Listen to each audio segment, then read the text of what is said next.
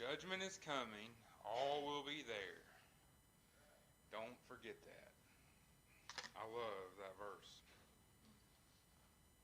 It's good to see everybody this morning, and I think I speak for everybody when I can say it's great to be here. We'll be in Ecclesiastes chapter 3 once again this morning. I pray you've had a good week.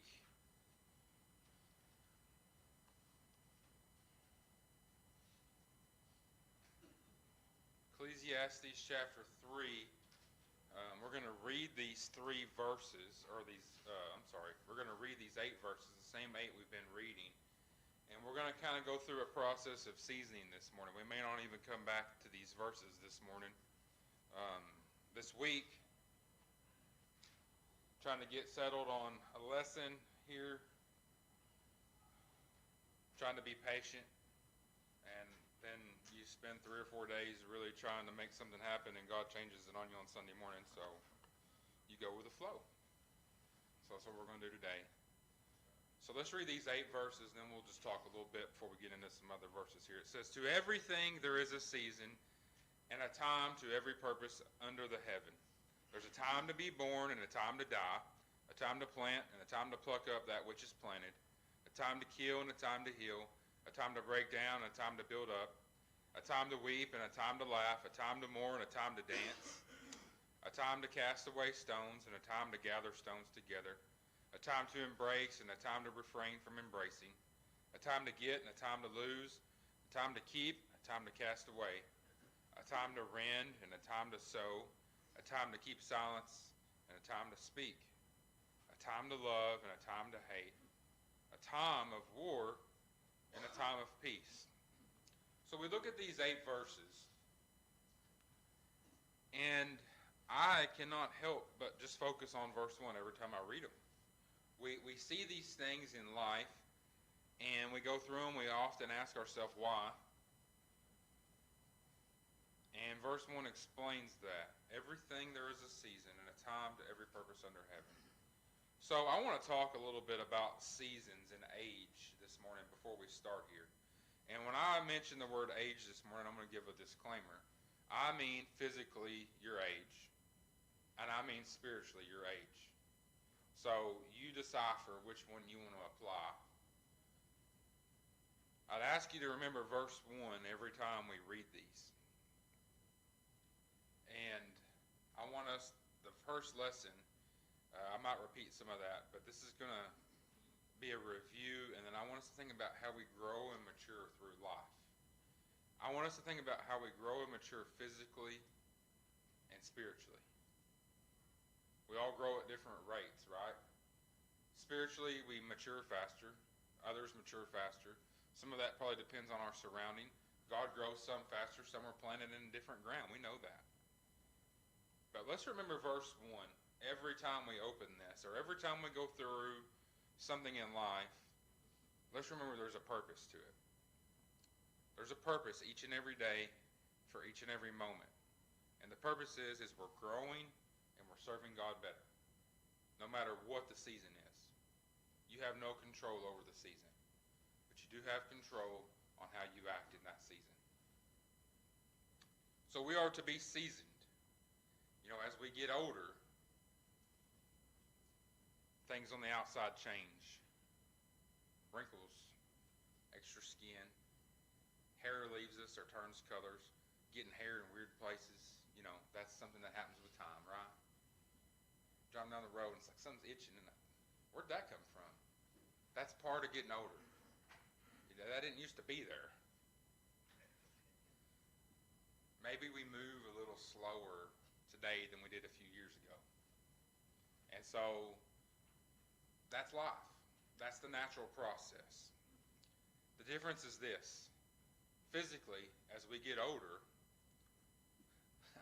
hopefully, Lord willing, you're getting smarter and you're getting wiser with each and every day. Learn something every day. You've been through storms of life. You know what? If you got a heartbeat, you're going to go through another one. You're not done being seasoned yet. Okay? You may be in a season right now, but we're seasoned. Here's where we fail. we are to live out these seasons to teach these seasons to those around us. So what do we mean by that? Experience, wisdom, knowledge. Am I passing this on? Or am I keeping it in? Am I letting pride stop me from telling you where I failed so you won't trip and fall over the same thing? We cannot allow our pride to keep us from teaching others, especially our children or grandchildren. Hey, listen, I struggled with this for years. Let me tell you, I don't have enough pride. My pride can't keep me from telling you the things I went through. Don't make my mistakes. Swallow the pride and talk. So what's the separator here? We read these 8 verses. Same 8 we've been reading for the last few weeks. What's the reason they're even in the Word? Where does it separate? They're here to teach. To tell us that it will come, it shall come, each and every day, these seasons are coming. And guess what? It's going to always come. It's steady pressure. Constant, steady pressure of life. Each person in here knows what I'm talking about. The reason as we read this, the reason God gives us this word is to prepare us to rely on God. You don't know what tomorrow holds. What are you going to do if it all falls apart? Who are you going to turn to? What has taught you who to turn to? We are to prepare ourselves for what reason? We're a living testimony. And tomorrow it may all fall apart, but guess what? We still got to give God honor and glory because there's a purpose to everything under heaven. Verse 1. The separator is this. I asked that question. Separator is God. God is in control. God allows things into each one of our lives. Now, the thing that separates a lot of us in here is the help or the preparedness that we had.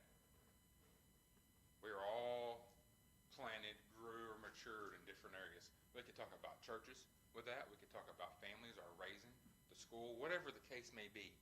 We could chase that many different ways. But we all grew or matured differently. Yet we're here together. Some grow up hard by choice in here. Some of us made bad decisions and we made it hard on ourselves growing and maturing. But guess what? Some grow up hard by design. You've done nothing wrong. You've done nothing to deserve it. God's in control. He is the separator. So these seasons come into our life, and we're on this journey of life. You're going to experience highs and lows. Everyone in here has been out on a sunny day and a rain cloud came up, right? One day you could be the best moment, and literally 30 seconds later, the worst thing that's ever happened to you is possible. We all know that because guess what? Seasons have taught us to enjoy the good moment because a bad moment could be around the corner. Every one of the seasons that we have read about in these 7 verses after verse 1 has an opposite. There's a high and there's a low. There's a separator, there's a joiner. There's going to be times in life through seasons that we just can't lose. I mean, everything falls into place. God rolls out the red carpet, and we're like, man, God sure is blessed. I don't know what I did to deserve this, but I'm going to take every bit of it. We've all been there where it's just like, how great. And it's easy to worship on those days. It's easy to be a testimony on those days. It's easy to say, God is good. What about on the days where it's not like that? Where it just seems like you can't win for losing? Is it as easy? In that season, is it as easy to praise God and say, man, God's been good to me? I'm going to tell you, I'm not seeing any reactions on your face, but the answer is no. You're not praising God in those seasons like you were on the good times, in the sunny days.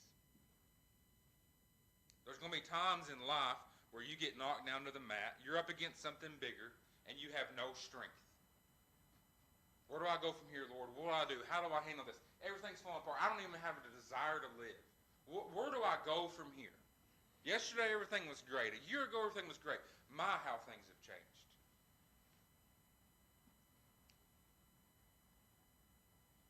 See, as we grow, we gain faith because of what we went through, and it makes going through those future seasons a little easier. We get knocked down and we get up constantly in life, it seems like. A lot of time we probably knock ourselves down, right? But the command is whenever a season or a decision, you make knocks you down, you still got to get up and give 100%. Doesn't matter. Doesn't matter what's going on. Nobody outside here cares what you're going through. You're commanded to get up and serve because there's still a purpose. They don't care. 100% to give God honor and glory. We cannot let the seasons define us or make us quit. You're going to get knocked down in life. You better get up, smile, hit them on the shoulder. Hey, man, nice shot. And you get in there and get you some more because you're going to get knocked down again. And why are we doing that? Because God's still with you because you're still there. You still have the ability to get up. He's still getting you up. You get up in faith. You get up in hope that you're going to get through this, that God's going to bring you through this. Every man or woman in the Bible we will ever teach, use an example to grow us in God, experience loss. You will lose in life. It's part of it. Enjoy the good seasons because winter's coming, right? We work all summer, we put back, we live like kings to live in poverty and live off what we saved up through the winter. You will lose. There will be losing seasons. I want us to look in Job chapter 13 at something I think is missing from a lot of God's people today. I'll tell you, I'll just be honest with you. This verse broke me down this morning. I marked it sometime and I just happened to come across it. And Job 13 verse 15.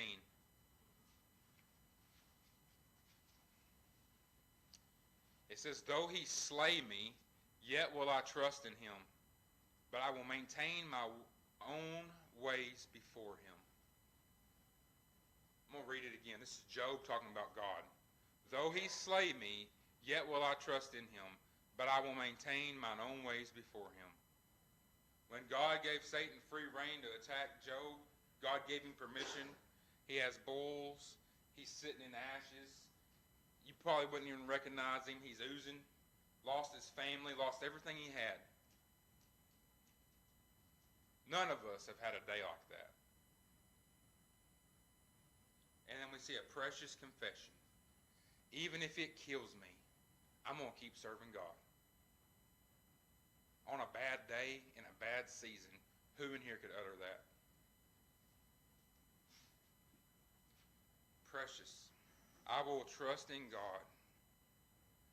I will walk in faith, even though he seems distant. Even though the world's judging me. How can you keep doing this? 3 people and a wife. Curse God and die. Why do you maintain this? Job says it don't matter. He's God. And I've lost my high view of him. I will trust in him, even if it kills me. What gives a man the desire to say that? God in him. I couldn't utter it without God. I couldn't utter it without mercy or grace. This is missing because this day and time, I don't want us to get on this box, but we've had an easy life here lately.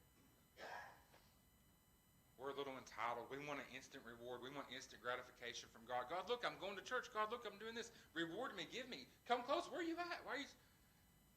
Because we're in a good season. We've been in a good season. And guess what? Now we've been in a summer season in this country, and now the leaves are starting to change. And now our eyes are open. We're like, have I put enough back for winter? Do I got enough faith in the bank to get me through the next season?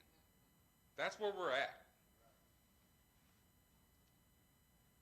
So I want to address age groups now, physical and spiritual. Psalm 34:10.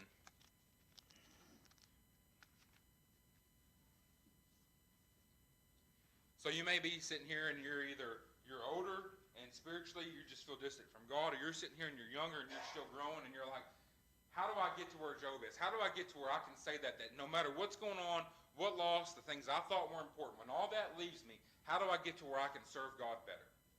How do I get to where I can be in faith? Well, let's look at a few examples. Psalm 34, verse 10. It says, the young lions do lack and suffer hunger, but they that seek the Lord shall not want any good thing. So I've referenced this about every time I've been up here. So this is why we're going to talk about it. Young lions lack. What do young people do? Rely on our strength and our ability to recover. As we get older, what leaves us? For sure, the ability to recover as fast as we used to. And we don't want to admit it, but we lose a little muscle along the way. That's life. So we're talking about young lions.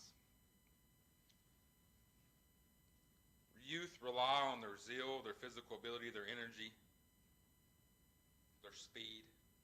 Rushing into a situation without knowledge. They don't want to slow down. They just rush in for a fix. I'm defining myself as a younger person and probably still that way when it comes to certain things in my life. I'm counting on physical ability because that's what's on my side. That's what this verse is talking about. The young lions do lack. You ever watch an animal show and the young lion's sitting there and he makes mistakes and they're like, well, he hadn't eaten 4 days. How they know that, I don't know, but they do. And this thing's walking around and his belly's growing. You got this old lion over here who's missing some teeth, sleeping up in a tree, and he's found a carcass. He's found something to eat on. Wisdom has taught him where to go for an easy meal. It has taught him where to hold it back for later in life. The young lion hadn't learned that yet. So as we get older, we're going to depend less on our physical abilities and more on what? The things that seasons have taught us, wisdom and knowledge. That applies physically and spiritually. First few things you go through spiritually, and you're like, how do I get through this? Because you've never went through it. As you get older, it's just another speed bump in the road because, hey, I've been here before, brother.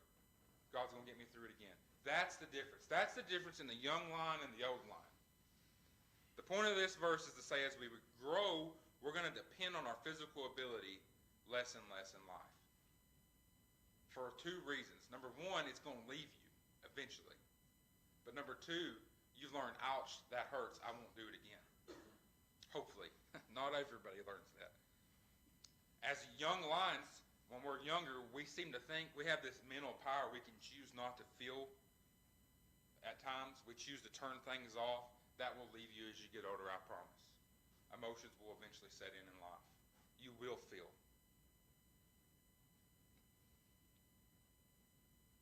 The end of this verse says, those that seek the Lord shall not want any good thing. We learn to seek God the older we get. The old lions, the old gray heads, we learn to wait upon God. We learn to do it God's way. We learn not to risk it physically, and we wait on the Lord to bring it to us, right? That's what we've learned in life. We don't always have to go, get, earn. Because as we get older, we're like, well, I thought I was doing that, but turns out God's been doing it all along, right?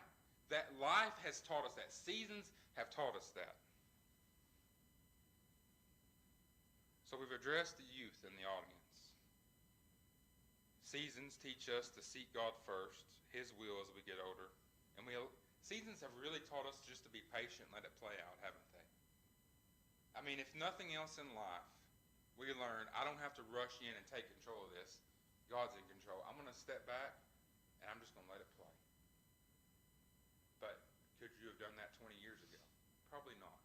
Seasons. God gives you that wisdom and knowledge.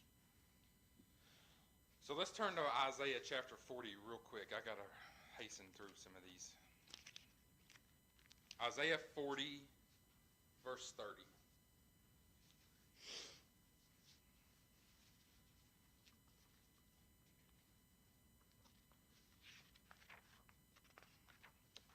Isaiah 40, let's read 30 and 31. It says, even the youth shall faint and be weary, and the young men shall utterly fall.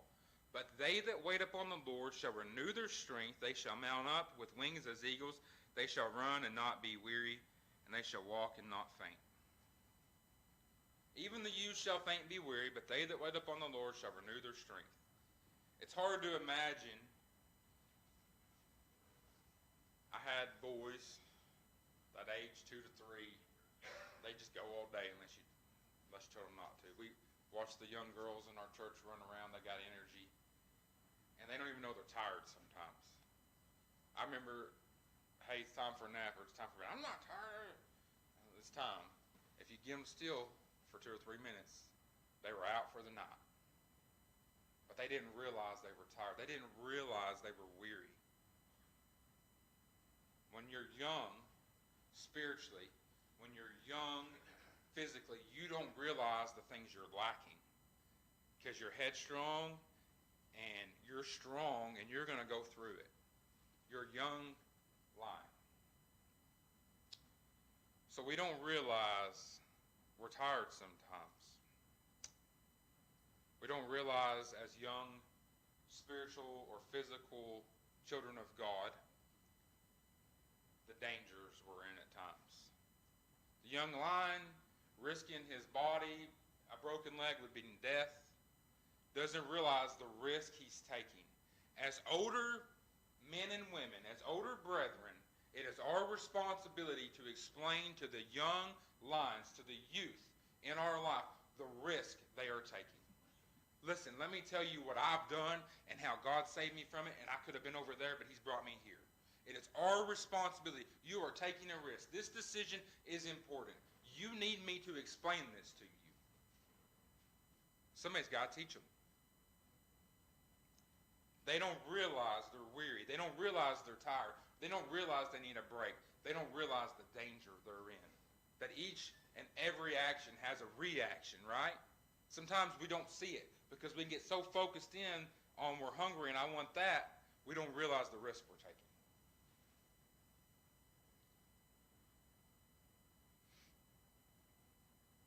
The thing is as we grow and as we're young and we're growing into middle age and then old line, we get seasoned along the way.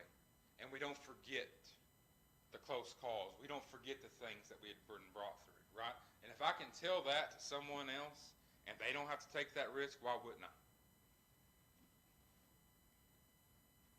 Even the youth shall faint be weary, and the rest of us have constant reminders each day of our limitations.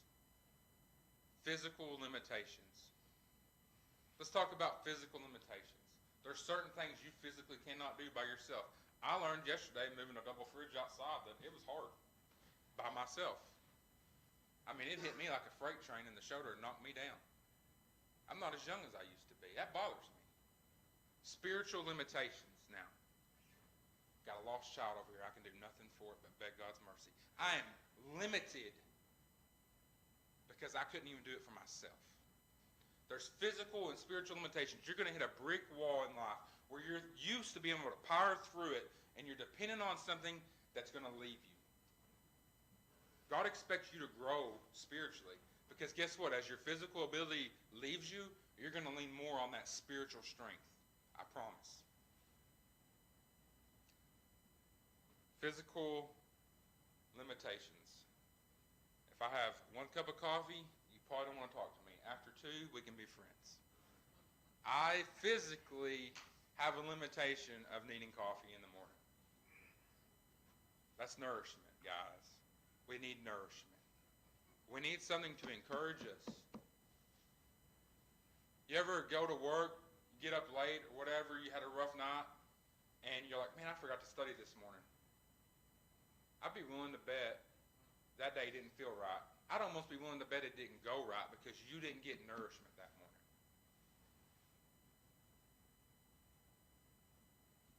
True for all of us physically and spiritually, probably more so, is we never walk alone. We never walk in self-satisfaction. We never arrive. We're never good enough. Never strong enough. Never fast enough. Never have enough faith. It's never enough. But this verse says, those that wait on the Lord, who look to him for refreshing, or allow him to restore their souls, they find that God's supply never runs out. It's never lacking. When you go to God for your need, guess what? He has exactly what you need. And he has just the right amount. But if you come to me, guess what? I'm going to let you down. I don't have what you need. I am limited there, physically or spiritually, depending on your need. Go to God. Young, old, rich, poor, sick, or healthy, God supplies our needs. Not just for the moment, but over and over and over again. That old lion's figured out where the water is. When it dries up, when there's no food, guess what? He knows where the water hole is. He knows where to go. Help the young lion get there. Pass it on. There's enough water, you don't have to worry about running out. They that wait on the Lord will renew their strength. Are you waiting on God? Are you waiting on a good purpose, on his good timing, on his good supply? Or are you still running on your own strength this morning? Spiritually, where are you at with God? Are you as close to God as you once were? Could you be closer? Where are you at? So we've seen the youth. We've seen the training department. Now let's look back in Psalm 92. And I got to hurry up, so we're going to talk fast. Psalm 92, verses 12 through 15.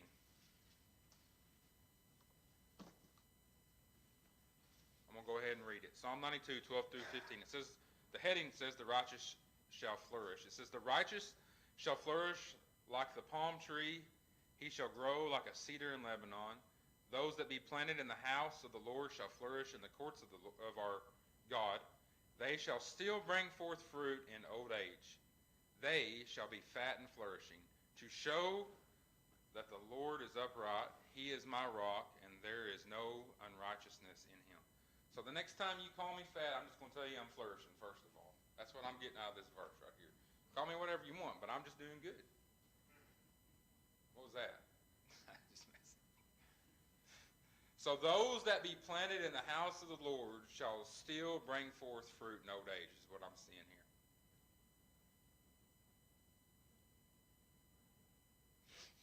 The psalmist here tells us that those who live godly lives, we're going to be strong like this cedar tree in Lebanon.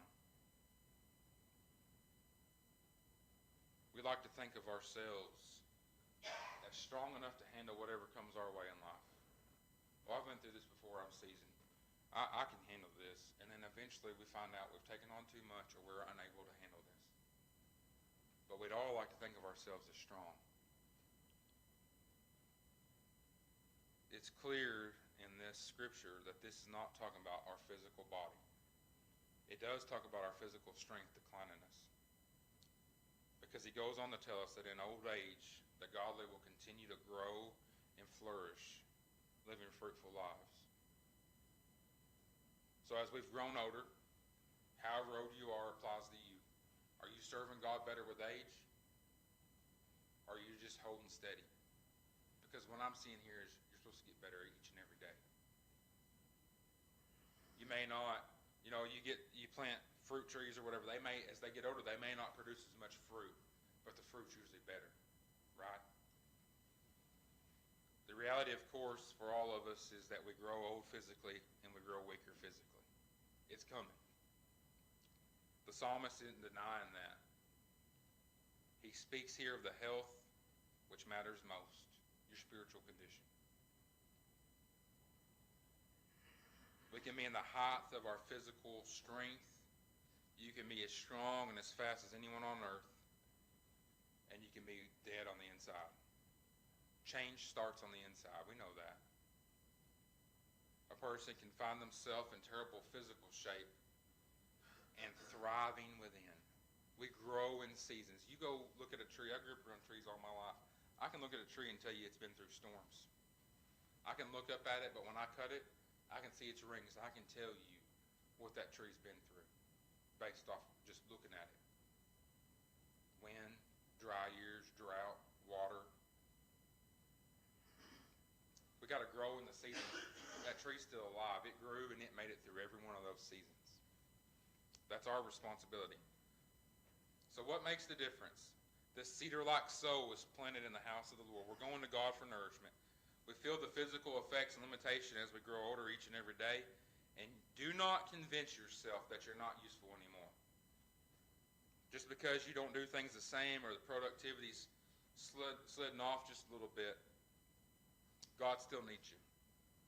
The reality is God is not in need of our labor.